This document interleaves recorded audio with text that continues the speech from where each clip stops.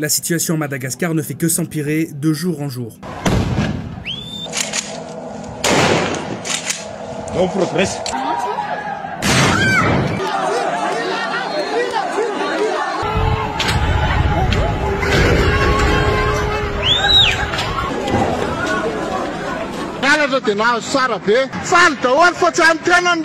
Pour rappel, ça va bientôt faire une semaine que les citoyens de Madagascar ont manifesté pour la première fois de façon pacifique afin de pouvoir combattre la corruption qui sévit dans le pays et surtout pouvoir obtenir des droits qui sont fondamentaux en tant qu'être humain, notamment celui d'avoir l'accès à l'électricité, à l'eau et à de la nourriture. On en a marre de ce que fait le gouvernement. On n'a pas d'école, pas d'eau, pas d'électricité. J'ai déjà réalisé une vidéo avant-hier qui explique toute la situation et surtout comment ils en sont arrivés là. Je t'invite à aller la regarder, au moins tu vas tout comprendre. On avait vu que le gouvernement avait décidé d'empêcher les personnes de manifester et ça a été quand même très long parce qu'on a déjà eu le premier jour plusieurs morts. Et dans l'eau, on a aussi des mères, des familles qui se sont cachées dans certains endroits, dans des toilettes publiques, dans des salles communes et qui ont été complètement gazées par la police. Ce qui a quand même abouti sur les derniers jours de 2 nourrissons qui n'ont pas pu du tout supporter la situation.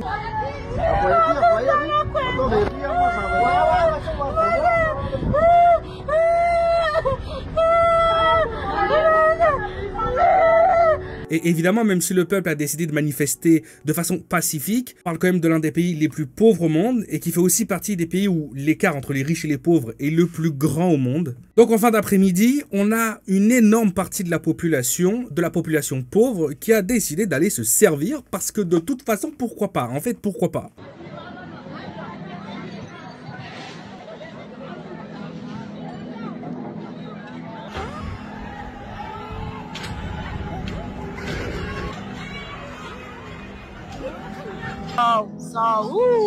Sao manararoatra de tena manararoatra am'le zavatr'olona tena tsy mety voavaky le eto am'le mpivarotra lambahoany sy salovana fa efa misy mamavy any anatiny reny produit cosmétique talaso fanasana tongotra fanaovana pédicure.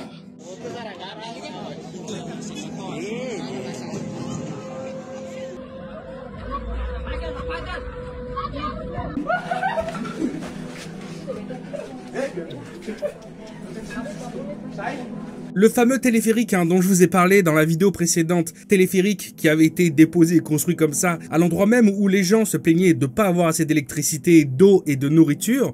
Est-ce qu'il fallait faire ce projet ou pas? Moi je dis oui. Bon bah maintenant il a cramé.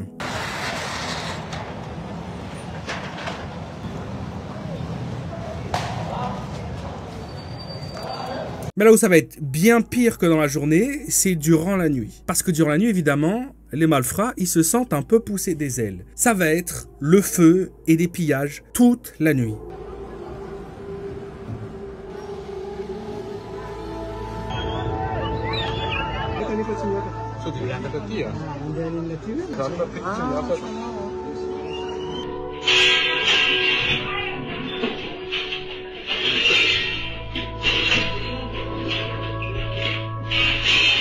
On pourrait être étonné avec notre regard à nous de pourquoi non seulement ils vident les étagères, ils vident ce qu'il y a dans tous les rayons, mais ils arrachent aussi des morceaux des bâtiments. D'ailleurs, il y a une séquence que je vous ai pas montrée par rapport au téléphérique juste avant. On parle de personnes qui sont tellement pauvres que tout peut être récupéré, tout peut être utilisé et tout peut être vendu.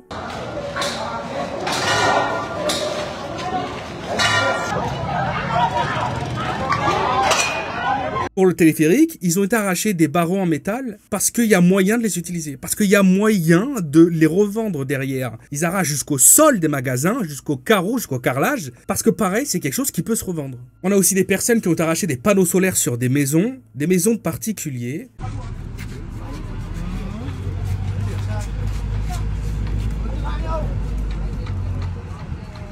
Et c'est là où on rentre dans une situation qui est encore une fois pire que celle d'avant. Parce qu'évidemment, les pilleurs sont tous d'abord rués sur les magasins et les magasins de proximité. Mais ça leur suffit pas. Il n'y a pas assez en fait par rapport au nombre de personnes qui veulent se servir. Du coup, ils sont retrouvés dans une situation où les citoyens eux-mêmes ont dû protéger leur maison, ont dû protéger les endroits où ils habitaient parce que des personnes rentraient en pleine nuit pour aller tout simplement tout saccager et tout piller.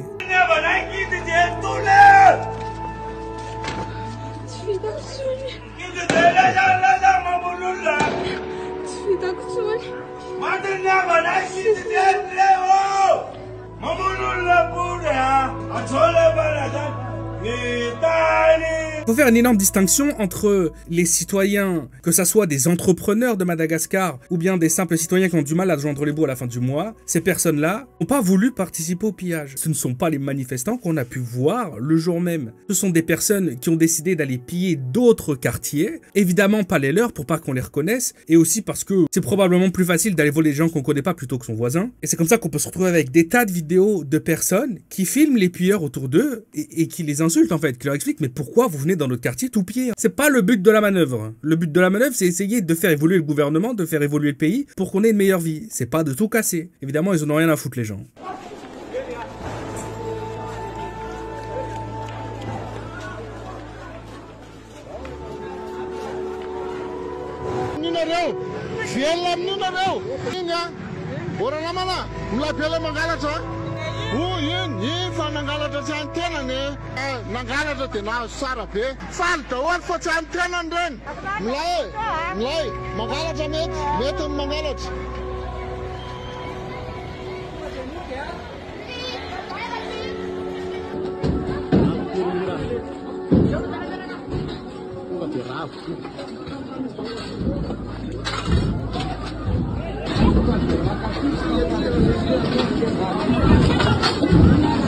Évidemment, on pourrait se dire, mais de toute façon, si la police et l'armée, ils étaient là pour empêcher les citoyens de manifester durant toute la journée, bah ils seront forcément là pour empêcher les gens de voler et piller la nuit. On est d'accord? On est d'accord, non? C'est simple, la police a rien fait. Quand je vous dis qu'elle a rien fait, c'est que la police a presque encouragé les pilleurs de continuer. Il y a des dizaines et des dizaines de vidéos de pilleurs qui passent devant des policiers, qui passent devant des membres de l'armée, qui, devant eux, pètent des vitrines, sortent des télévisions, sortent des canapés, et la police ne fait rien. Elle les regarde les bras croisés, et elle sourit.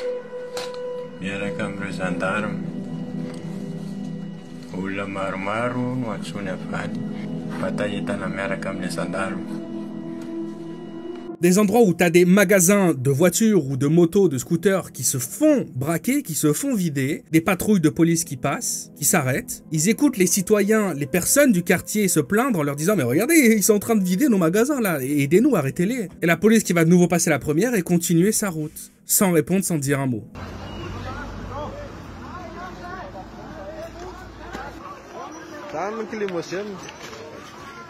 Parmi les Malagasy, il y a aussi une vidéo qui tourne énormément, qui ne prouve rien et qui est quand même un peu bizarre. On a un homme avec une énorme liasse de billets qui a fait regrouper plusieurs habitants, qui leur donne de l'argent à chacun, qui les paye pour qu'ensuite ils se déplacent et aillent piller d'autres magasins. Il semblerait que ça soit la situation, le contexte de cette vidéo.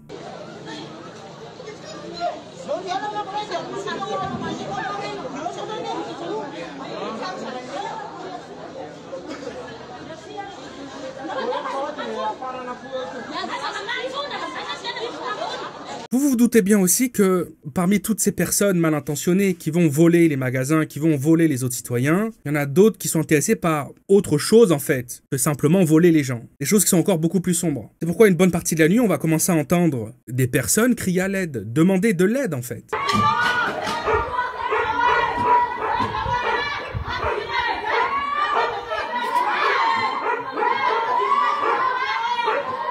Mais la police a décidé apparemment de ne pas travailler ce soir-là. Ça va aller même plus loin parce que des personnes, on ne sait pas qui à plusieurs endroits de la ville, vont mettre de la musique au niveau maximum pour pouvoir couvrir le bruit des casseurs et couvrir le bruit des citoyens qui appellent à l'aide. il y a un numéro dans ces cas-là qui est disponible. Et ce numéro, il va être partagé sur les réseaux sociaux pour les personnes qui n'étaient pas au courant. C'est un numéro qui te permet de contacter les secours et surtout la police quand justement tu te fais cambrioler ou que ton magasin se fait cambrioler. Les gens ont essayé d'appeler toute la nuit, ça n'a pas l'air d'avoir très fonctionné. Les gens ont simplement dit qu'en fait ça marchait pas, voilà. Ils appelaient le numéro de téléphone, ça répondait, ça raccrochait. On est dans une situation, cette nuit-là, ça a un petit peu été la purge, il faut être honnête. On est vraiment dans le scénario de la purge. Le domicile des parents du président de Madagascar aurait aussi été attaqué. Bon, après cette nuit d'horreur totale, le jour va se lever et il reste plus qu'à observer les dégâts de la veille.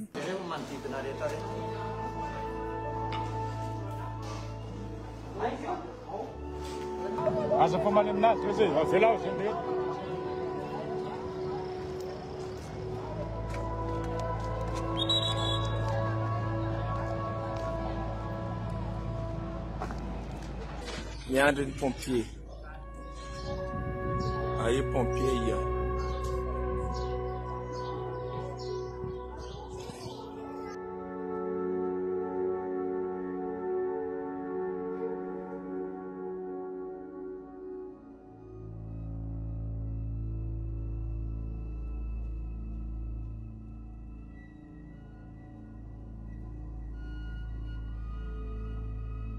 Il va rester encore des gens qui, toute la nuit, auront pillé et auront continué jusqu'au matin. Et c'est à ce moment-là que la Gen Z et puis même le mouvement de base qui a lancé ces manifestations pour essayer de faire évoluer le gouvernement et surtout arrêter la corruption qui gangrène le pays. Ce mouvement-là, il va comprendre que ça va leur retomber dessus. Ça va leur tomber sur le coin de la tête parce que à la base, ils n'étaient pas pour tout ça, mais évidemment qu'ils vont être mis dans l'eau. Donc on a une partie qui vont mettre en place des numéros d'appel, des réseaux sociaux, pour que les habitants victimes de la veille puissent demander de l'aide pour réparer leur maison, réparer leur magasin, ou même simplement nettoyer les routes. Il y a eu énormément d'incendies, je vous le rappelle. Les forces de l'ordre de leur côté vont décider de bosser, vont sortir pour nettoyer les routes, parce qu'il y a beaucoup de rochers, beaucoup de débris qui ont été mis aussi, qui leur empêchent d'avancer avec leurs véhicules.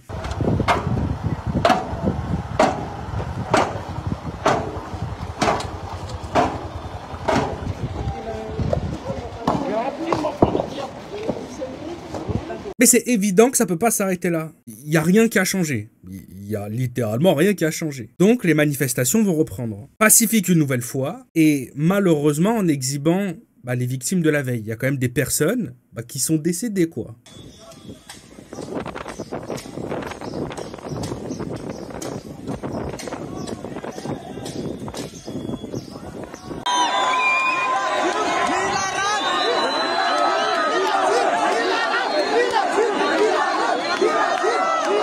Mais cette fois-ci, les lacrymos, peut-être que ça suffit pas. C'est pour ça que maintenant, les forces de l'ordre vont commencer. Ce sera des incidents qui vont être comme ça, rapportés petit à petit. Il y a des endroits où il y a des balles réelles qui sont tirées, voilà, tout simplement.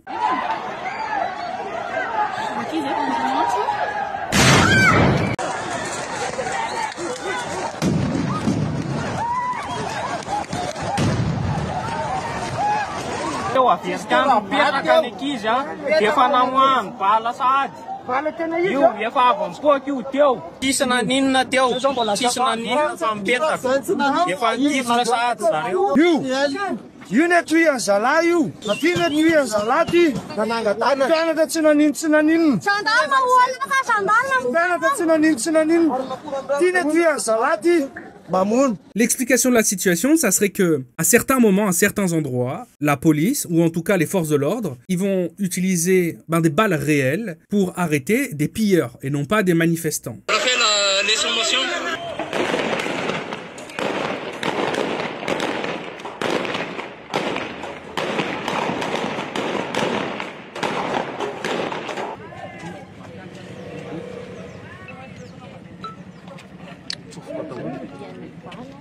Évidemment, c'est difficile, une fois que le coup est tiré, de pouvoir réellement confronter un policier et lui dire comment t'as fait la différence entre un pilleur et un manifestant, parce que là il est juste au milieu de la route. On n'est pas dans les mêmes villes qu'on a en Europe, il n'y a pas des caméras tous les 15 mètres, on peut pas savoir.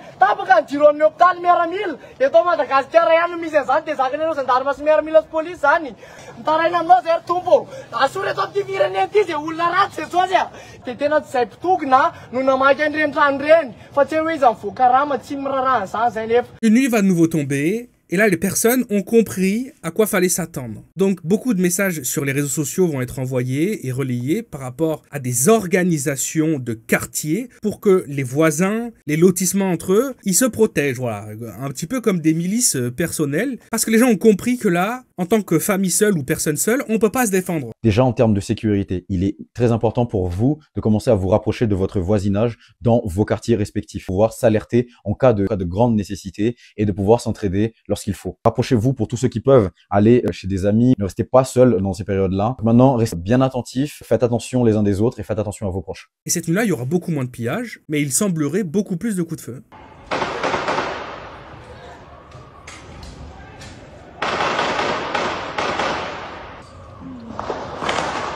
Et on va se retrouver là aujourd'hui avec la reprise des manifestations, et notamment des collèges, des lycées, des étudiants.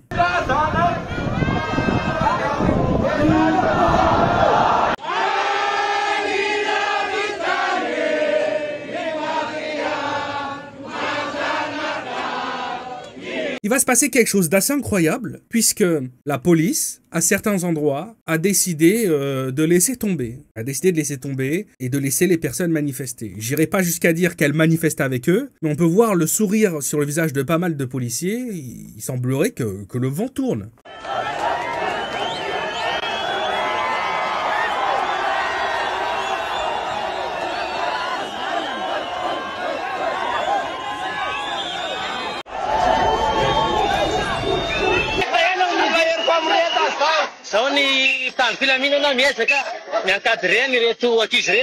Ou pas, parce qu'il y a certains endroits où vraiment on a des forces de l'ordre qui vident des chargeurs à balles réelles.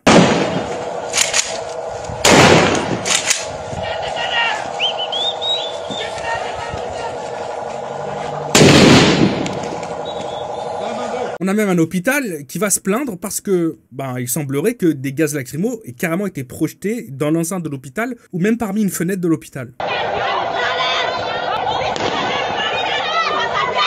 Et c'est là où une distinction est en train d'être faite. Il semblerait que les forces de l'ordre qui fassent peur et qui aillent beaucoup trop loin, ce ne sont ni des policiers, ni des militaires, mais plutôt des forces spéciales. Ils appellent les policiers cagoulés les policiers en noir, et il semblerait que ce soit des forces spéciales qui reçoivent directement leurs ordres de quelqu'un de très particulier au sein du gouvernement. Mais j'en ai strictement aucune idée de qui, je vous le dis tout de suite. Sur internet, ce ne sont que des rumeurs qu'on peut lire, je vais pas m'avancer comme ça. Est-ce qu'on se retrouve avec des forces de l'ordre qui tirent uniquement sur des pillards, ou bien des manifestants, ou bien les deux? C'est très flou, et je vais être franc avec vous, les gens sur place, ils en ont aucune idée aussi. Pour comprendre la situation, pour comprendre ces vidéos, ça me prend beaucoup de temps, ça me prend mes journées, mes nuits entières, parce que je suis en contact direct avec plusieurs personnes là-bas. Et s'il y a bien un truc que j'ai remarqué, c'est que les gens sont pas trop au courant de ce qui se passe, alors qu'ils sont pourtant sur place. De midi à 14h, il semblerait que les manifestations se déroulent parfaitement, la police ne dit rien, les laisse même faire, puis de 14h à 16h, on va avoir un endroit particulier à Madagascar où les gens sont tirés dessus, et puis finalement, de 16 à 18, on a d'autres personnes qui vont indiquer que c'est génial, que tout le monde aide à nettoyer les rues. Donc, en fait, c'est tellement grand et c'est tellement disparate comme situation que personne ne sait réellement où tout ça les amène. C'est une situation qui est très différente de ce qu'on a pu voir par exemple en Indonésie ou au Népal, où là, c'est simple, il y a comme une genre de blitzkrieg et le peuple a fait tomber le gouvernement en 48 heures. Je vous tiendrai au courant de la suite si ça évolue normalement. Sinon, je sors des vidéos un peu tout le temps sur tout type de sujet, donc juste abonne-toi, comme ça tu louperas pas la prochaine vidéo qui sortira probablement demain. Un dernier petit mot quand même à vous dire, il y a beaucoup de